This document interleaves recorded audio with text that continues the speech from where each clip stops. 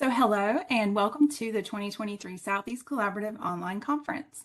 My name is Lauren Classy and I will be your host for this session entitled Imagining the Possibilities and Peril of Our Changing Tech Landscape. This event is supported through funding from the Library Services and Technology Act through the Institute of Museum and Library Services. Please feel free to ask questions or make comments in the chat or interact with other attendees and with the speaker within the Whova app for this presentation. And now I'll turn it over to our speaker, Nick Tanzi. Thank you so much for being with us. All right, great to be here. Thank you for the intro. Um, Certainly, we are living in interesting times. I feel like that statement is probably kind of evergreen at this point. But we are seeing an acceleration of technological change, and it's both a challenge and an opportunity. And I want to kind of address both of those aspects to it all today.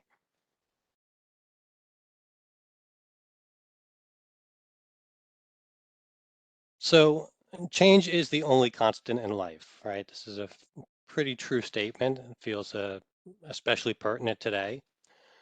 And as much as change is constant, I always want to remind libraries that navigating tech change is kind of who we are. It's very much on brand with us. Technology is often linked to how we interact with information, how information is communicated, how it's consumed.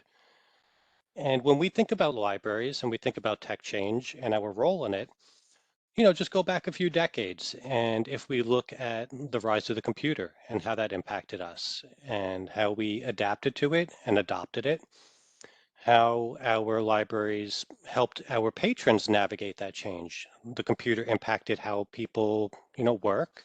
It may have cost jobs. It may have created new jobs.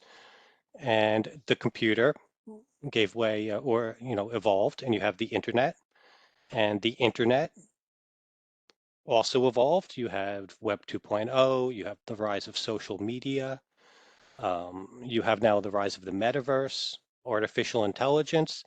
And so sometimes the technological change is simply it's a new technology.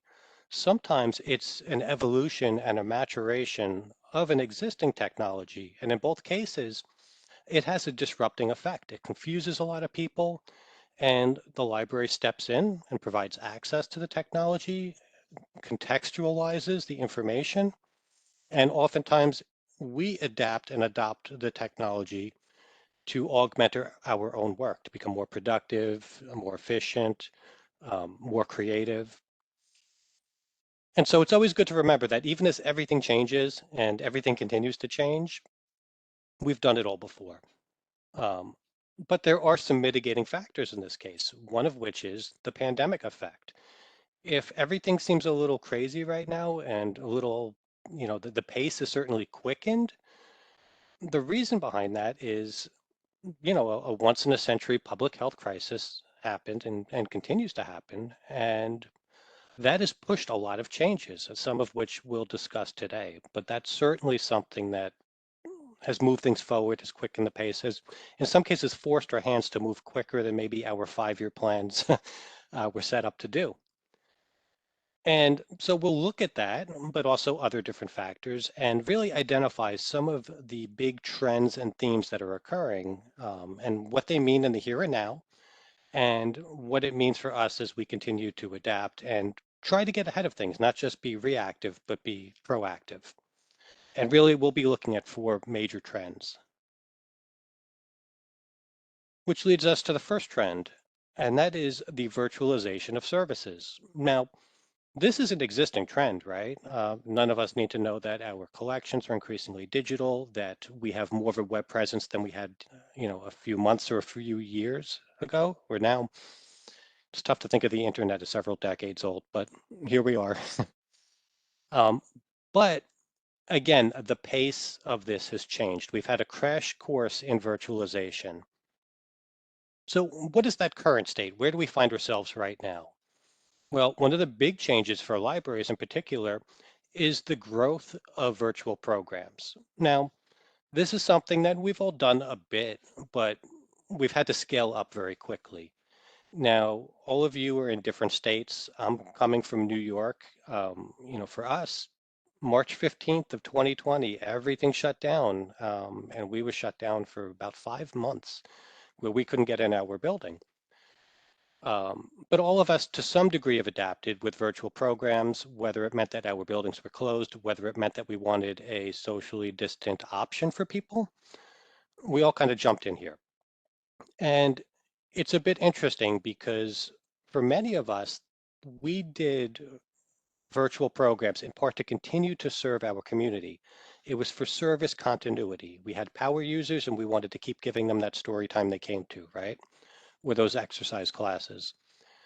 But we found that while we were trying to serve existing users, we ended up attracting new ones. We found people that maybe our time of programs didn't work. Maybe they had mobility issues, think homebound, and this was a really convenient option for them.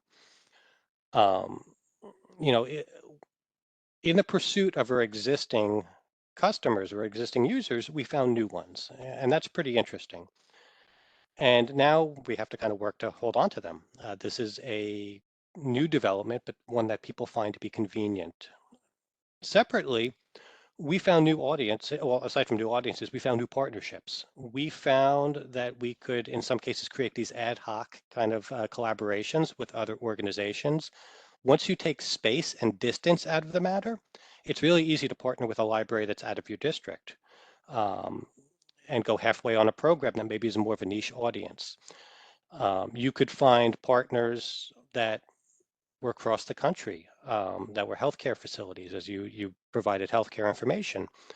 Basically, taking distance out of the equation really expanded our ability to partner and to attract new users. Now we're in this weird spot where we're trying to navigate hybrid. How do we allocate resources? How do we do both virtual programs, also do in-person? Do we split the difference? That's kind of one of the new challenges here. With virtualization, we also virtualized a lot of services and operations. Think of those appointment-based programs, some of which you do, some of which are third parties, things like career counseling potentially, things like social workers. We've found that again, as an option, online can be really convenient. Our organizations, many of us did virtual board meetings. And, once you kind of break the seal on recording your board meetings, that's a convenient option as well. And now we're back in that hybrid territory where, it's good kind of open government practice to be able to make people easily attend your board meetings. They don't necessarily have to come in person at a time that's inconvenient. And for hiring purposes, I think that we found that, why not? Sometimes the hardest part about interviewing is being able to, you're working another job and being able to come in and actually schedule an in-person interview can be difficult. Virtualizing this and being able to do an interview over Zoom or WebEx or another video conferencing software is just a good and convenient practice that many of us are increasingly adopting. Along with virtualization, we talked about navigating changes, right, at the start of this program. And this, in many ways, is some of the new computer literacy. We look at things like when we used to hire, you'd ask, are you computer literate? And that typically meant like, can you use the internet? Can you use word processing? Can you use a computer? And to a degree that's evolved, right? Where can you use a mobile device? Well, now the expectation is that when we think word processing, it's that next generation of collaborative documents, things like Google Docs or web documents, working in a collaborative work environment. So that's a change. That's a new kind of baseline competency that we're looking for. You need to be able to join and initiate a video call because guess what? If you're doing virtual programs, that becomes important. And this kind of competency extends both to our internal, our staff, customers, and our external, our patrons. This is a new skill that we really need to teach. It's a baseline skill. And we're seeing the Zoomification of society. We're seeing now that many of our patrons, they're working when they're on a Zoom call. And I use Zoom as kind of like we use Google as a verb. But when you're doing a video call, they may be working, they may be going to school, um, but it's a new need when they use our building. This is kind of um, a piece of infrastructure that they're looking for. This also coincides, this virtualization, with the rise of telehealth, and in particular with the libraries. Libraries have had a role in digital equity for a long time. We know that people come and use their buildings to get on the internet, to get on computers, right? Because they don't have it at home or they don't have the bandwidth. And particularly during the pandemic, we saw a real growth in telehealth. It's a convenient option, but the same folks who have issues with digital equity also have issues with, accessing telehealth, right? And oftentimes it's very similar communities. If there's a bit of a broadband desert, this often occurs in rural communities. These same folks oftentimes don't have healthcare facilities that are nearby. So they both need telehealth is a good option for them, but the infrastructure doesn't exist, either personally or within the community. And that's where libraries can step in. We also are set up with, and kind of baked into libraries is a commitment to privacy, which often coincides with healthcare. Some of us have both the computers with the Zoom capability. We have unused space on occasion, not always. And so along those lines, I want to show a few different approaches that are being used. And I think each one has its own unique take on providing telehealth services. The Pottsboro Library, this is a rural library in Texas. They actually have a purpose-built room with separate access. So they took a room that was, think of like a quiet study, purpose-built it to be both a private space and one that has the ability to um, teleconference. But one step further, aside from just having a space where somebody could actually, connect with their own doctor, they have a partnership with healthcare facilities um, to manage chronic health conditions. Think things like hypertension, think of things like diabetes. So they're very involved in their community's health. Now, we don't always have the space. Space is a luxury for libraries. Um, so a little bit of a twist on that is New Jersey's Health Connect at your library. They actually disseminate iPads for the purposes of telehealth and telemedicine appointments. And this information is provided, in a variety of languages. So they're providing the device is what they're doing. And the devices are set up for this purpose and can be wiped and can, respect a patron's privacy. And then you have one that kind of splits the difference here, or it combines elements of both, and that's Get Connected Delaware. They are addressing telehealth in their community by using loanable devices and kiosks. So, and these have a variety of everything from telehealth apps um, and software to things like career counseling, connecting with the job market, those things. But what they do is they actually have the space available if you want. You can check out an iPad from a kiosk, and you can also reserve space to use, which of course has the internet connection necessary. So you can grab it and go, or you can use their space as well.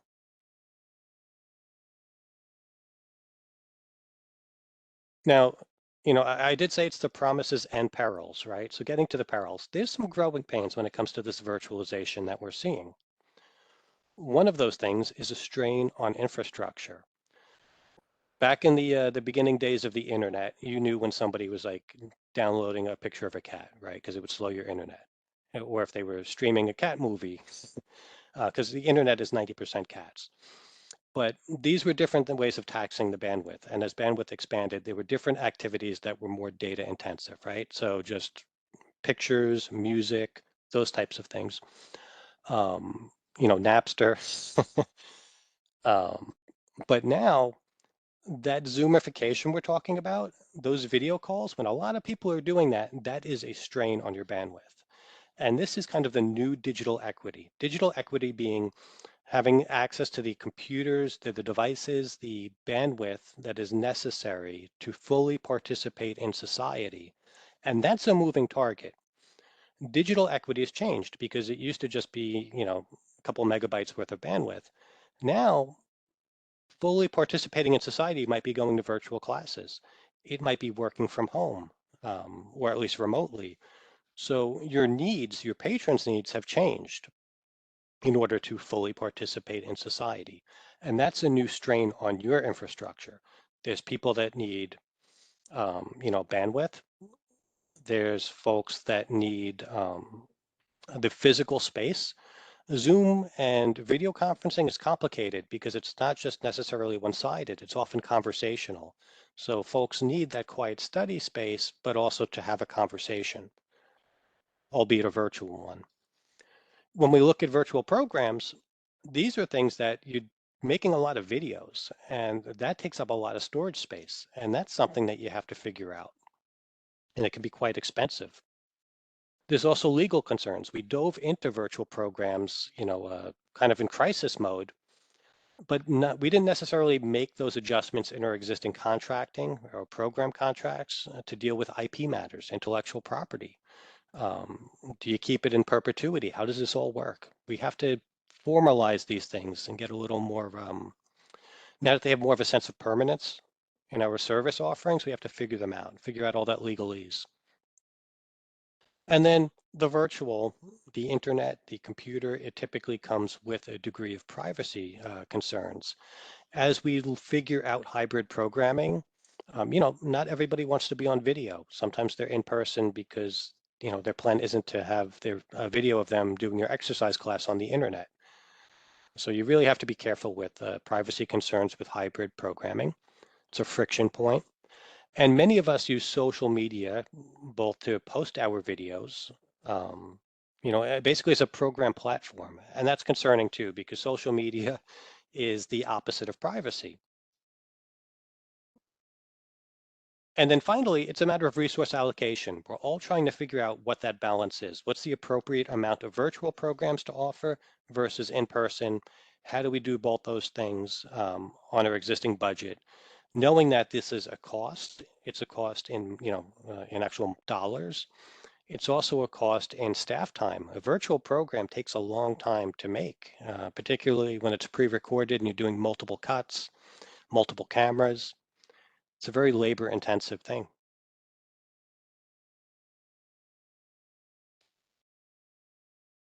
Okay, so this gets us to our second trend, and very much a partner to virtualization, right, is digital collections. And in this case, it's looking at some of the disruption that's going on in the marketplace. For a long time, it was nothing but growth for us, and now it's a much more complicated landscape for digital collections, our ebooks, streaming movies, all that fun stuff. And so looking at the marketplace just more widely, this is beyond libraries. Ebook sales are actually in decline, and that's worth restating. Ebook sales are in decline. For the longest time, we think of this as infinite growth. And libraries, our collections are still growing, our circulation's still growing, don't get me wrong. And we'll look specific to libraries in a bit. But the marketplace itself has been slowing down. We saw in 2021, now 2020 was peak, okay? And I think in some ways, even the way we structure our budgets, we're always a year out. Um, so 2020 was a banner year.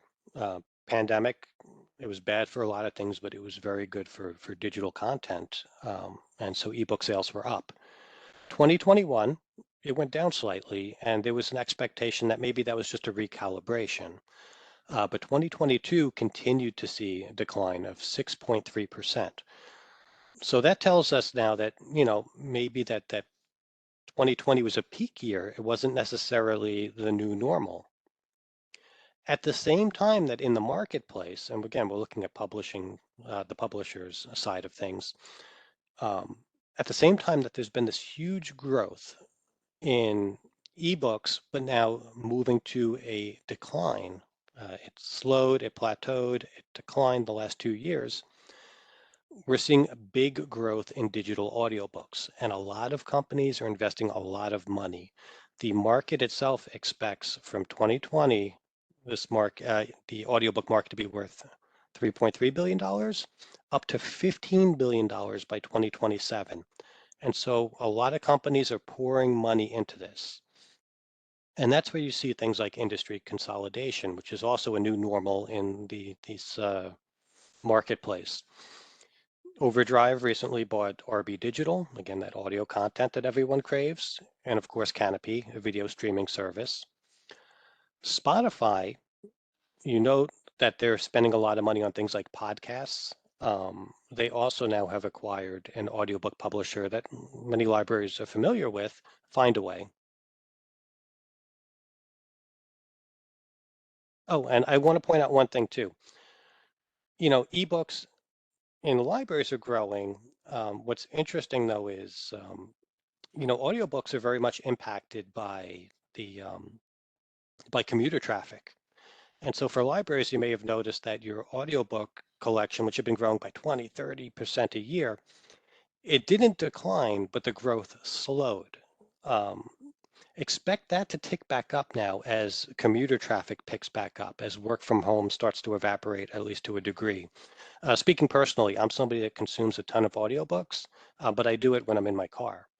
When my commute was gone during those 5 months of, the New York on pause, um, I didn't really listen to audiobooks. Now I'm back at it. So we looked at the industry itself. We saw this slow decline in ebooks. We saw this rapid growth and investment in the audio side of things. In 2022, you got the Public Library Material Survey. That's from Library Journal, and that's a very nice report. It gives us some good trends. And the theme of this one was settling into the new normal. So this was very much a pandemic year, 2020 to 2021. And what did that mean? And the biggest area of growth is streaming media, things like Canopy, right? Streaming music and the like. And these are small collections, so a small investment in them also moves the dial as a percentage point quite a bit. And you'll see that in that year, streaming media grew by 23.5%. Ebook growth was still strong, 15%. Notice the downloadable audiobooks slowed a bit, 11.8%, when typically they surpass ebooks. But we talked about that factor, that commuter factor. But we're all, and I think what's helpful with this report is we all try to figure out where are we investing our money and what are those hard decisions the libraries are making. Well, even as libraries are making the decision to invest in streaming media and some of this digital content, the analog media that they're dialing back on the most is audiobooks on CD and music CDs. That's where they're taking money back. They're scaling back the investment in it. And what we see is in 11% of libraries, they've completely just stopped purchasing audiobook CDs. And this is among respondents, mind you. And 9% have stopped purchasing music CDs. So those collections are approaching end of life. And things vary in your community. I've worked in a community that um, this was a few years ago where pretty much when everybody was on DVDs, they were still on VHS. It was an economic thing. And when things went to Blu-ray, we were on standard DVD. So the shelf life on this will vary based on your community, and you know your community best. But long term, these are the trends. And once again, we find that the death of the book is overstated. Physical books are still the dominant part of our library collection, and they represent 49% of material spending. So the death of the print book is continuously overstated. Users still retain a preference for print. Many users retain a preference for whatever's convenient. They'll take what you have. When we look at our collections, our digital collections, this is, and we'll talk a bit about AI specifically, but this is where we begin to see the impact of AI in the form of smart speakers, things like smart TVs, those voice assistants, your Google, your Alexa, all that fun stuff. Um, they are increasingly impacting libraries and in particular library collections. The smart speaker has continued to grow. About 35% of Americans now have a smart speaker. Um, and about almost a third of Americans use voice activated search daily, Alexa, Siri. And that's led to a rise of screenless web browsing. When you do a voice search, basically the piece of hardware that you have, if it's a phone or if it's a smart speaker, it's crawling the internet. and that is screenless web browsing. You're not seeing it, but it's going to a web page. And we need to make adjustments. We need to increasingly market our collections and prepare our collections, do things like content integration. Um, and you see that a bit already. Things like Hoopla now that can interface with the Amazon smart speaker. And as these things become more prevalent, we need to show our patrons both how to use these technologies as they grow, how to use a smart speaker, how to use voice assistants, but also from a library angle, here's how you use, a smart speaker. And did you know it works with our streaming music collection? So we need to be aware of what existing stuff interfaces with this. We need to continue to advocate to have more integration, and we need to market our services in the same way that when you saw somebody with an e-reader, you say, hey, we have ebooks. And this also includes commensurate with our investment in things like, Canopy, for example, and Hoopla, the streaming media, that's the real growth industry for us, is market to folks who have smart TVs and, encourage, is there an app for this stuff? Is there library content that's available? Because there's a lot of hunger for streaming media, but we know, even looking personally, there's like dozen, 2 dozen different streaming services, and you can't have them all. So having the availability of potentially free library content is very attractive to people.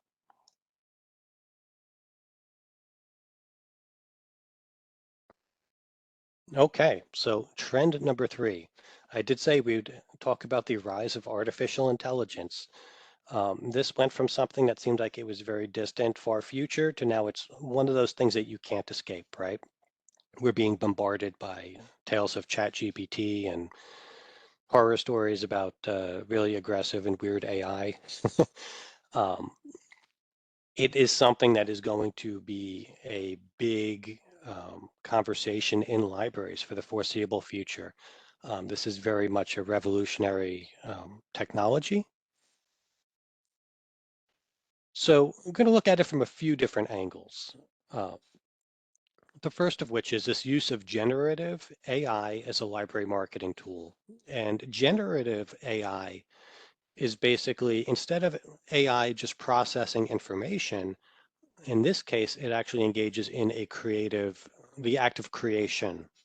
Now, oftentimes its creations are a derivative, but it can take, for example, text and make it into an image, or it can write copy for you. Looking at the visuals here, text to image is a pretty neat and powerful tool. You type a description of a photo you're hoping to get, or a picture, or a drawing, and an AI will generate it for you. There's a lot of popular ones, Dolly, Midjourney, and now, getting much closer to library land, Canva now has a text-to-image feature. You'll see on the right here, I've used that to generate this little robot in a in a library. And these are tools that can be very helpful. We oftentimes have limited marketing budgets. Um, we oftentimes don't have the money to be copyright, licensing images. There's a big danger in searching the internet for just images that may or may not be copyright free. Separately, in addition to being able to create these images, AI now can also help with the editing process. At my library, we use software that's called a gigapixel. That allows us to upscale an image without it becoming grainy. That's pretty helpful for us. That's just a tool. You're seeing existing companies, think of your Photoshops, really investing heavily in AI so that you can actually edit photos with text commands. Take out the red eye, crop out the background, those types of things, um, which is, it democratizes the process a bit for us. Learning Photoshop can be quite difficult. It can also help improve accessibility, things like alt text generation. You're seeing that now with the Microsoft suite of products, that you can easily add increasingly accurate alt text to describe images. Now, This is very much an uncertain landscape. There's all sorts of legal debates about what it means for copyright or not, never mind the ethical debate that exists. Um, so really, you got to look very carefully at the terms of service. One of the truisms that exists is when something is free, it tends to mean that you yourself are the product. And a lot of these AI tools that are out there are free because they're learning from us. We're training them. So you need to be aware of that. Um, the copyright debate with this stuff kind of rages, so you want to be careful with your use. The other thing, though, is there's a real danger when, and I won't, I'm not accusing anybody of anything, but we know that there's plenty of folks that work in libraries that do a Google image search, grab an image off the web and use it in their newsletter, on their website. And AI also has really powerful bots. Think of like Getty Images and the like that employ third parties that scour the internet for looking for folks who are using unauthorized or have unauthorized use of their images that are violating their copyright. And it makes it very easy for them to locate it and to just generate a boilerplate, you know, um, copyright claims. And, this is a real danger. AI used correctly can at least be something that, if it's within the terms of use, can potentially generate those niche images that are difficult to find in a way that hopefully has less of a copyright concern. But again, I do not play internet lawyer. You always should consult with your own library's attorney.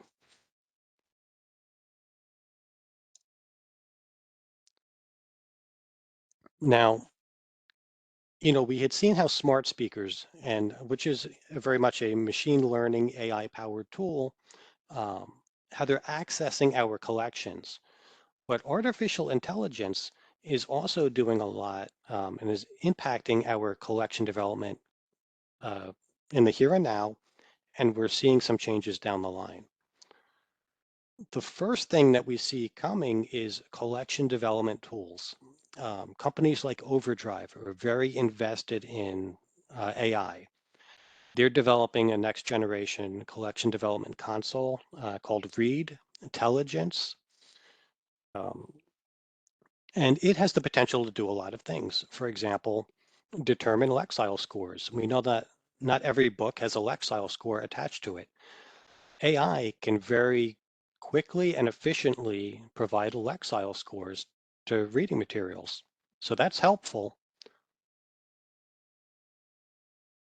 Beyond things like MARC records and whatnot, it can do things like content awareness. It understands the characters, the words, the images, and more importantly, the voice that something's in, the tone and emotion that goes with it. Now that can help with recommending materials. That can help understanding something thematically much more completely than just a MARC record, a subject heading. Um, it can do incredible things now for things like a diversity audit. It can do these things very efficiently, but this technology also carries the potential for censorship. Um, Systems that can be inclusive can very easily be turned around to be exclusive. Now, I'll give you an example in social media where this was a thing. Facebook had a huge lawsuit because, folks advertise for apartments using Facebook. And when you advertise, of course, you're going to target certain markets, sometimes that's certain individuals. If I'm running a campaign, I'm running for mayor, I'm not going to waste my time advertising to people who are not of voting age, right? So in that case, I would only target people 18 and up that were within my district. Um, with Facebook, what they found was people were, and in fact were aided by Facebook's algorithm, and now obviously they're called Meta, but they had an issue where people were doing ads for apartments and excluding people with disabilities. So the same thing that can be used to be inclusive can be used to be exclusive.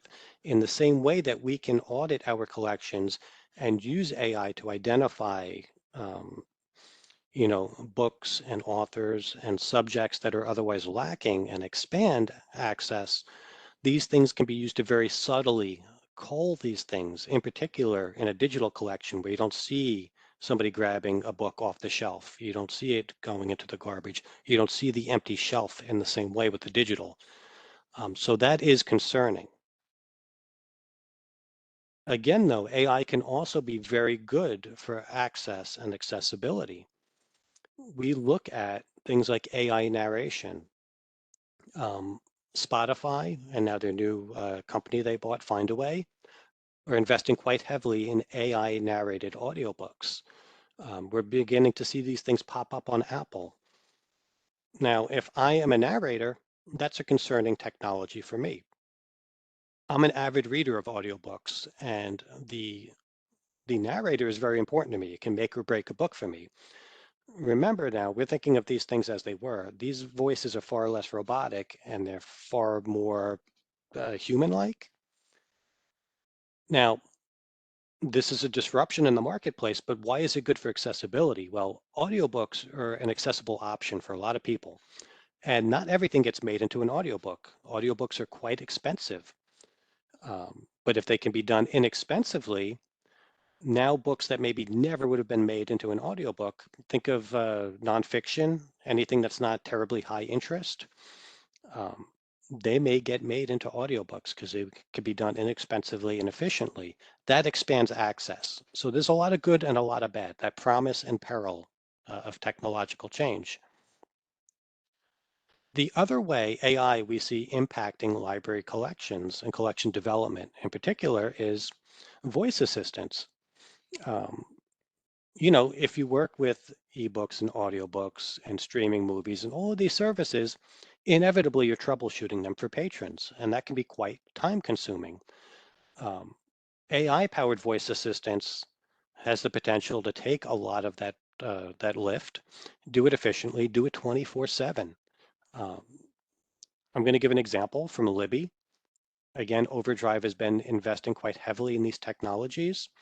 And my understanding is they think about a third of their kind of customer support right now is already being done through AI.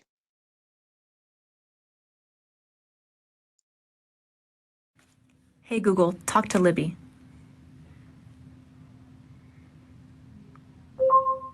Hi there. You can get a book recommendation or look for a book. What'll it be today? Look for a book. What book would you like to find? Sophia of Silicon Valley. Let's take a look. Do you mean Sophia of Silicon Valley by Anna Yen? Yep. You can borrow the ebook or audiobook or read its description. What would you like to do? Borrow it, please. The ebook and audiobook are both available to borrow. Which one would you like? The ebook. Done. The ebook, Sophia of Silicon Valley, is checked out to you from Cuyahoga County Public Library. It's due on March 12th. What would you like to do now? That's all. So, this same technology can be used to help the customer, help the patron troubleshoot if they're having an issue. It can also be used to access the collection, that rise of screenless web browsing. So that's something that's going to more and more impact our organizations, our collections. Now, you can't talk AI without talking about ChatGPT, right? And this idea of ChatGPT is potentially as a virtual assistant. Now, you may have heard me mention natural language processing. It's this idea now that computers have the ability to understand text and spoken word in much the same way that human beings can. It's that conversational nature of AI that people find disconcerting, potentially helpful, convenient. And ChatGPT is very quickly blown past 100 million users. Um, so it's very much in the public eye right now, the public consciousness. It's something that we see being used, and that will affect their expectations for library services.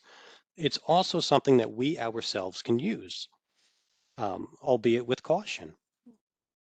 It's very good, and this is my opinion. I've used it a bit. I see it doing some things well, some things not so well, and I also see it has some privacy concerns because it's very much recording your interactions. Now, it's good for brainstorming sessions and problem solving. You can pitch a problem to it, and it'll kind of think it through with you. And I found it helpful for when, I want to address a topic and it'll talk and that everything's applicable, but I'll say, hey, I didn't think about that line of questioning or that kind of angle to solve a problem. And that's pretty neat. Brainstorming tool, rough draft, it can be very effective. Don't go to it like it's, the person at the top of the mountain with all the answers because it is very confident and it can be very confidently wrong, and that is unhelpful. Um, Hopefully I am not here being very confidently wrong, but it projects a level of authority that you don't question. It doesn't cite sources. It can do things like parse code. Many of us have found ourselves to be accidental, web designers, right? It's just we wear many hats. And you can drop in, some HTML, some CSS. It can tell you what the issue is. You can ask it to write some of this stuff. It's imperfect, but so is our DIY approach to some of this stuff. So it is helpful. It can troubleshoot these things. It can also distill a lot of information. I've found it helpful to kind of edit notes and minutes, to generate simple memos. All of these things still require that oversight. You still need to look at it because it does get things wrong. And it's very much a snapshot. It doesn't have any information really. Its understanding of the world stopped as of like 2021. So it's not in the here and now. Now, ChatGPT is not really a search engine, but we're seeing the same open AI technology now being applied to things like Google. Google is invested in Bard. So that is potentially going to augment the search engine. Microsoft had some interesting experiences integrating AI into Bing in a very experimental fashion. There's things that work, there's things that go off the rails. All of these companies, Google in particular, are very concerned, not so much that the technology is harmful, as much as they're concerned that they can't monetize it easily right now, and they see it as a competitor. So you're going to see a lot of this coming out. I actually saw now some companies are pitching AI chatbots to libraries. I believe I saw SpringShare potentially is looking to unveil something in March of 2023. So this stuff is coming. We need to be aware of it. It does have some applications. It does have a lot of privacy concerns, and libraries are going to be very much in the position of, trying to figure out how can we do ethical AI. Which kind of leads us to what does the future look like? Well, what's next for us? What's next for AI? Kind of where we started. It's navigating that disruption. This is a disruptive technology. I think a lot of our concern is we see it as a potential competitor in the same way that, people pointed to Google some years back and the search engine as a, counterpoint to the librarian. But imagine this is going to affect the job market for a lot of people. This is an incredible media literacy challenge, as is folks are kind of failing out on media literacy. Schools aren't really teaching it as well as they should. And, imagine how much more challenging this becomes when you have deep fakes and chatbots and, the AI-powered misinformation and disinformation. Academia is very much being disrupted by this. What is the nature of scholarship? They're trying to figure it out. They very much have to figure out how to coexist with it because whether we like AI or not, our users are going to use it. You see the growth of it. So we have to figure out how to coexist in that environment, how to navigate our community through this radical change. I mentioned library-specific chatbots are coming. Separately, any number of library vendors, our organizations, our websites are basically a series of third-party software.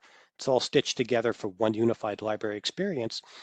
Many of these database companies, many of these digital collections, are they themselves already adopting AI chatbots and AI technology. And our relationship with them is one where, we kind of present the sum total of these parts as the library. So it's in our organizations already and more to come. In the same way that you can do generative AI images, text to image, video creation tools are coming. 3D modeling is coming based on text prompts. And search engines, as I mentioned, they're very interested in this technology. They're integrating it into, your Google and your Bing, all of our business software, Google for Businesses, your Slack, your office productivity tools, all are going to be incorporating AI. So whether we ourselves use it or some of our third-party services use it, we're going to be working with this technology. And it would take be a very specific life choice to try to cull AI from us. It's like watching, if you've never seen Star Wars, you've made the decision not to watch Star Wars or The Godfather because it's always on TV. You'd have to actively avoid it. And that leads us to our final trend. We want to go into the future, and now we want to go to an existing technology and the maturation of AR, VR, and XR. Augmented reality, virtual reality, extended reality. Remember, when we looked at libraries navigating technological change, sometimes it's a new technology, sometimes it's the growth and evolution of an existing technology. And just some quick definitions. AR, augmented reality, it's the virtual overlaid on reality, on the real. So if you have a Instagram filter where you're on a video call and you give somebody bunny ears, they're really there. The virtual is obviously the overlaid on them. VR, virtual reality, it's fully immersive. Everything you see is virtual. XR, extended reality, is kind of the catch-all for this. And then there's mixed reality. And you can add many definitions. But for simplicity's sake, we're going to look at AR and VR. And when we think about the current state of augmented reality, it's one where we've approached everyday AR. All of our Android and iPhones, all those Apple devices, all those Android devices, as of about 2016, 2017, have become AR platforms. So we're in a spot now where it's more commonplace. It's everyday AR. In the retail industry, it's something that's used as try before you buy. Think of like the IKEA app where I can see a piece of furniture in my room before I buy it. I can see a paint color on my wall.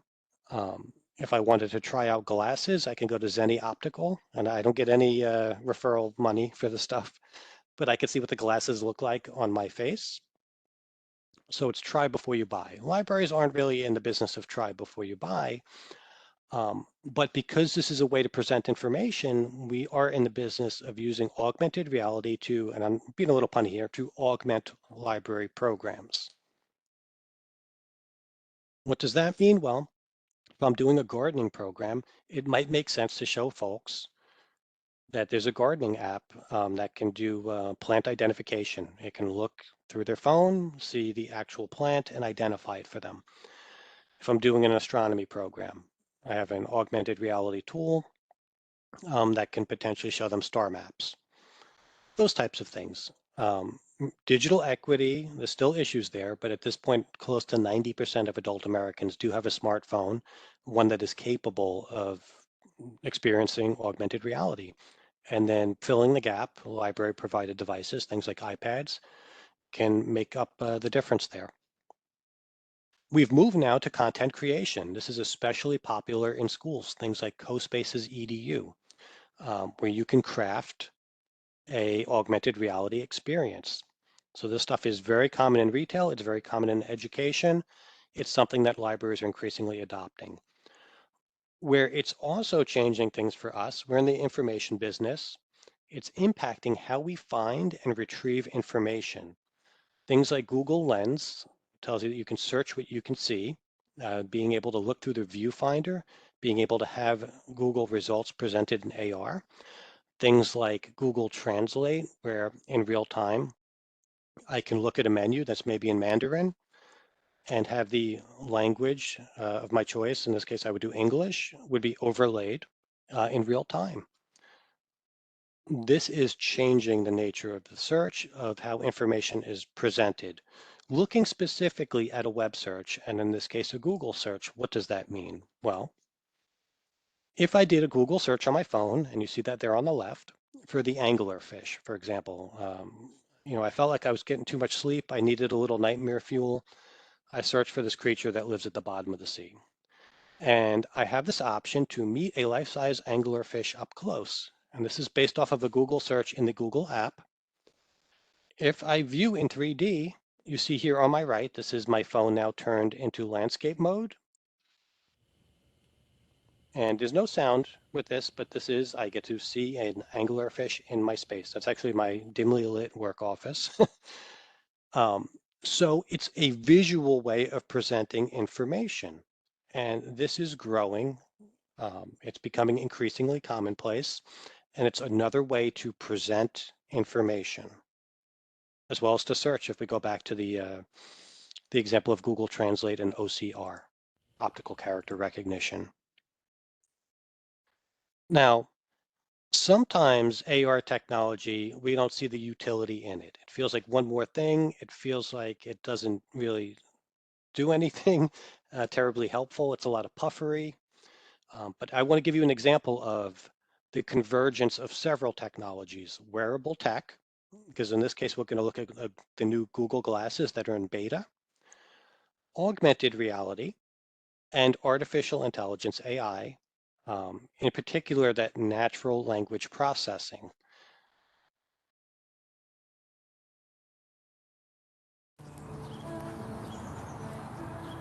My mother speaks Mandarin, and I speak English, which is a strange thing. 他讲英文我可以听得懂，可是有时候我讲不来嘛。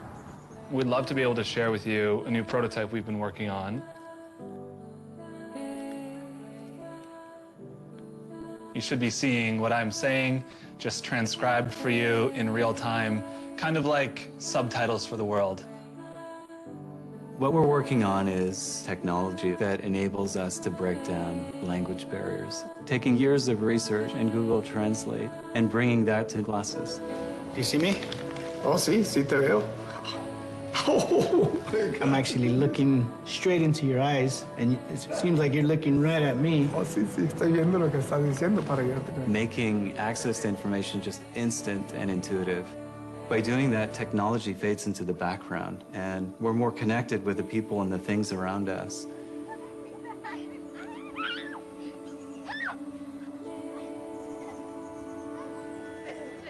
Giving people the gift of... So this is, again, a convergence of several technologies, but I don't think I have to spend a lot of time convincing you that, like, this could be helpful. I think we see the utility in this.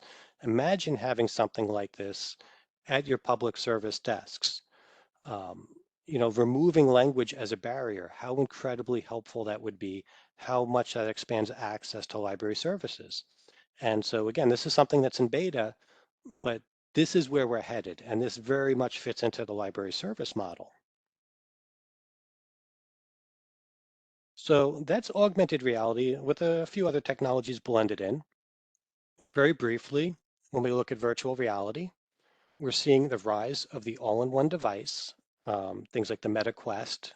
So the trend is less towards the big device attached to a computer and more to something portable. As the cost continues to drop, as portability increases, device lending becomes potentially sustainable for libraries. Theme of the day, you've heard me say it several times, these technologies change how we engage with information. So now with VR, you have the option to, and you see this a lot in health libraries, you see this a lot in university settings, it's a way to curate experiences. Instead of handing somebody a textbook or a nonfiction book, you can actually experience the information. We played with this as a next level book display.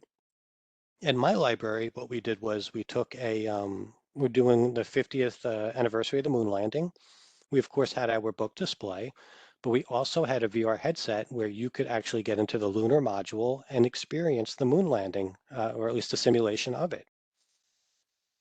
So that's a new way to convey information. And finally, with local history, think about how much more intense that experience can be, how much more filling that can be if you remember history is happening every day. If we begin to capture 360 video, if we begin to do interviews with people and capture it in video, and then potentially present it as part of a local history collection in VR. It's also not just a way to engage with information, but we're seeing it evolve as a way to engage with library spaces. You can see on the right here, this is through the viewfinder. We've had a lot of success with, we mapped my library building, 48,000 square feet, and you can take a virtual tour. I provided the link there. You can separately go to our website, shpl.info, and click on virtual tour, and you can go through our spaces. That served us well when we kind of had, we were limited to how many class visits we could do during the pandemic. And going back to AR, so with the VR, I can actually visit my library from my home. When I'm in the library, I can use augmented reality and AR wayfinding to have a virtual assistant show up on my phone, potentially. This isn't something I did, but I've seen it at libraries, in particular in Norway, and have a virtual guide take you through the library. You can tell it where you want to go. You want to go to the reference desk. You want to go to circulation. And it'll guide you to that space through the viewfinder of your phone, through the video, the camera. And as that evolves, maybe it takes you to particular collections. Maybe when you pick up a physical item, you get the overlaid metadata as these systems get more and more advanced. Very quickly, libraries have long been involved in the job market and job retraining and upskilling. This is Clayton County Public Library that is using VR job training to connect people, to educate them in the skilled trades and then connect them directly with the workplace. A new innovative training program in Clayton County working to help people build their careers and boost their salaries. The training is especially important in a community where 2020 census data shows the average household income is about $47,000 a year. 11 Alive's Latasha Givens joining us live now inside the Jonesboro Library where the free training is being offered. Hi there, Latasha. Good evening, Sheba. Yes, I'm live inside the library, inside the virtual training center. And this is where residents can come and learn everything from HVAC to plumbing to solar panel installation. And get this, not only can you make a good living wage with these careers, in Georgia, they're also stable even during a recession. We want to get them into the workforce and doing something that they can actually do to make a living wage. Rosalind Lett is the director of the Clayton County Library System and says opportunity is key. The library is now offering virtual reality trades training in areas like HVAC, solar panel installation, facilities maintenance, plumbing, electrical work, and appliance repair. So imagine not only are they doing this, but they're teaching the skills. The library is functionally the workshop, and then they're connecting their community, who's now at the library, directly to a job market pipeline. They're working with the Chamber of Commerce. They're working with the municipal government to fill these positions.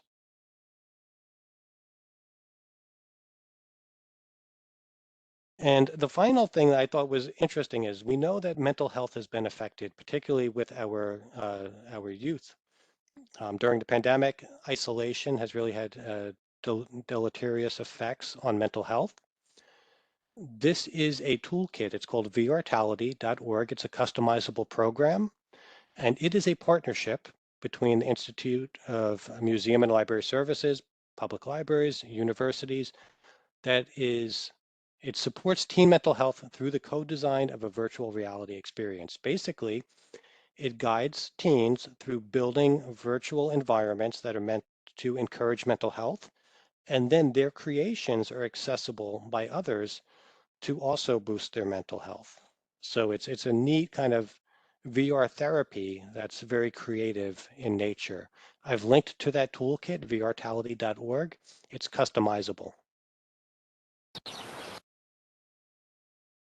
So just some final thoughts. I think you see the grand scheme. Pace of changes definitely becoming more and more rapid. We see that many of these technologies are changing the nature of how we interact and access information. And despite all of these changes, I always want us to remember that we've done this before. This may feel different, the pace is quicker, but we have a firm background in navigating our communities through change, technological change, and we have a very good track record on adopting and adapting to technological change. This is my contact information. I'm always happy to talk tech. Obviously, when we watch this together, I'm happy to answer any questions you have. Otherwise, feel free to reach out. Thank you so much, Nick, for presenting this information today, and thank you everyone for attending our webinar. If you have any questions, please feel free to reach out either to the speaker or to us as conference hosts using the Whova app. An evaluation will be provided with the conference session resources, and we welcome your feedback about this session and about the conference. So thanks everyone for making the 2023 Southeast Collaborative Online Conference successful, and we hope to see you all next year.